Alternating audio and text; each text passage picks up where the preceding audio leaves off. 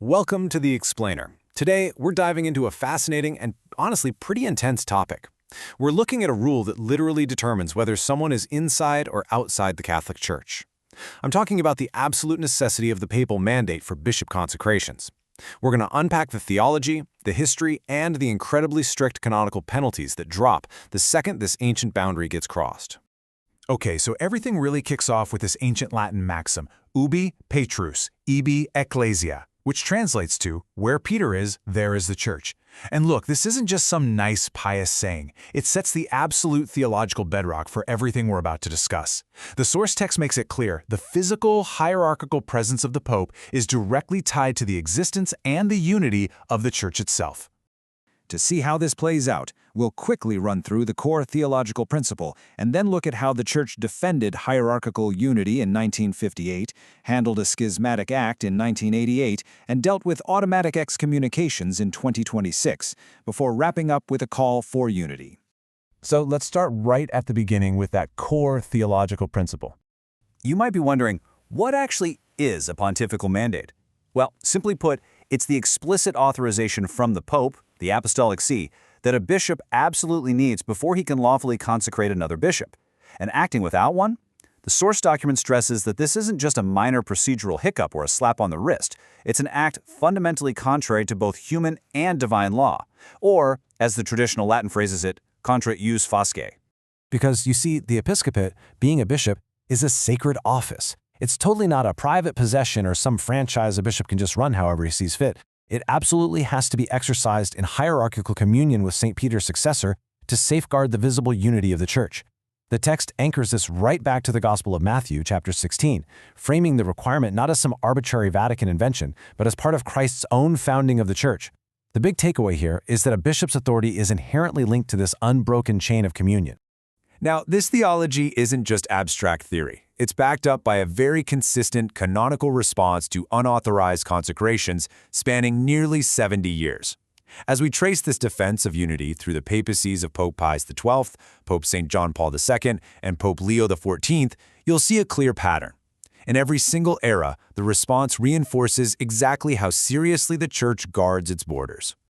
Which brings us to our first major historical precedent, 1958, and the defense of hierarchical unity. In his text Ad Apostolorum Principis, Pope Pius XII establishes the sheer gravity of this penalty. He writes that if a consecration occurs contrary to human and divine law, an excommunication, most especially reserved to the Holy See, is established. Think about that for a second. This is literally one of the rarest, most severe penalties in canon law. It's an immediate, automatic cutoff that only the Vatican has the authority to lift. It completely bypasses local authorities because the offense strikes right at the heart of the universal church.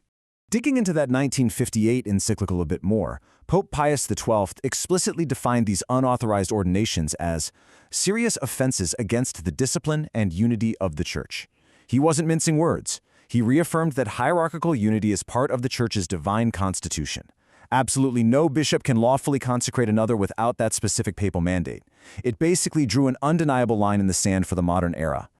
Now let's jump ahead 30 years to 1988 and what the Church defined as a schismatic act. In 1988, Archbishop Marcel Lefebvre bypassed that pontifical mandate entirely and went ahead with unauthorized ordinations. And according to the source material, this kind of action fundamentally breaks hierarchical communion. Why? Because it's taken without total submission to the Pope. This wasn't a secret, and it definitely wasn't an accident. It was a highly public, deliberate rupture. And notice the massive escalation in the theological language here. Pope St. John Paul II formally condemned the event in his apostolic letter, Ecclesia Dei. He didn't just call it a serious offense. He explicitly labeled the consecrations a schismatic act.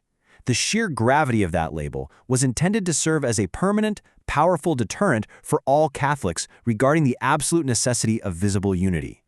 Moving forward to our fourth point, we hit the contemporary events of 2026 and the resulting automatic excommunications. The document reports that in 2026, the Society of St. Pius X, or the SSPX, proceeded with bishop consecrations in Aachen, Switzerland.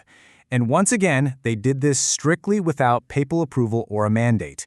It mirrored the crises of the past almost exactly.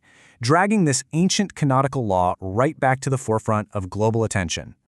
Before those ordinations happened, the text highlights a moment of immense tension. Pope Leo XIV made a final, heartfelt pastoral appeal to the group, simply pleading with them, please turn back. But following their refusal to halt the ceremony, the consequence was swift and absolute. The Vatican issued an official decree confirming automatic excommunications for everyone involved. And wow, the stakes are raised significantly here. The Dicastery for the Doctrine of the Faith officially declared the SSPX in schism.